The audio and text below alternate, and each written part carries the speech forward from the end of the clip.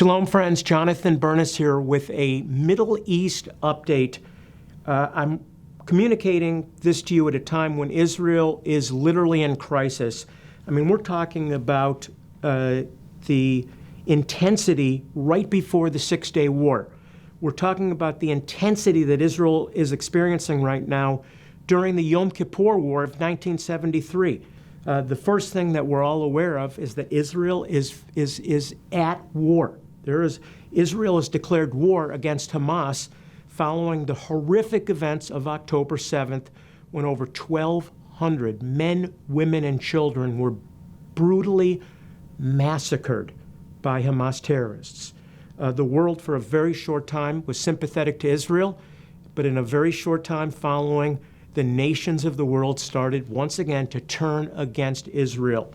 When Israel declared what they had to do, which is destroy Hamas, the United States was supportive at first and then began to back off as world opinion turned against Israel and declared them the genocidal monsters of the region. It's a lie. It's absolutely a lie. Israel has not attacked innocent Palestinian civilians. Ladies and gentlemen, this is not a war against the Palestinians.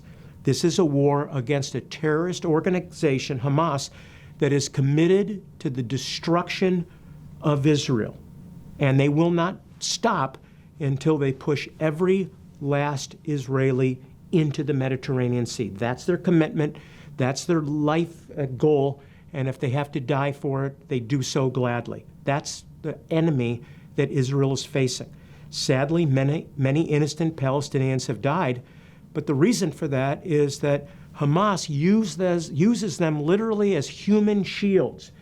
They're launching missiles from schools, from hospitals, and Israel is forced to eradicate the missile launch zones, unfortunately, because they're built in schools and hospitals and so on.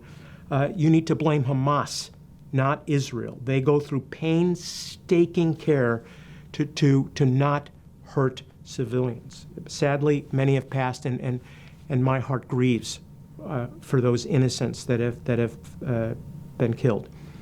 Having said that, not only is Israel facing the war with Hamas, but they're also experiencing growing hostility and missile strikes from Hezbollah.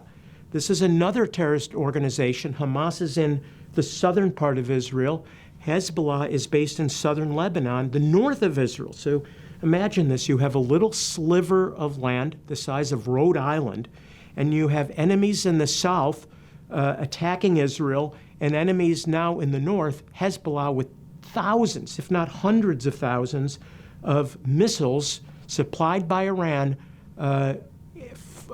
launching into Israel almost on a daily basis. We just had a terrible attack where 12 or more young children were killed in a soccer field. How sad is that?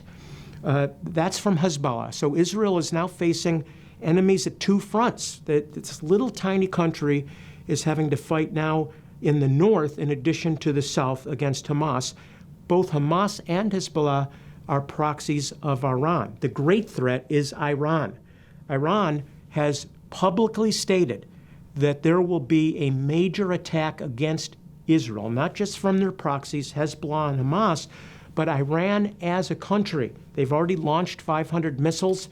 By the grace of God, the Iron Dome and the God of Israel, who never slumbers nor sleeps, stopped every one but two, and there was no loss of human life. It was a miracle, but Iran has declared recently, very recently, that they're going to retaliate again against Israel.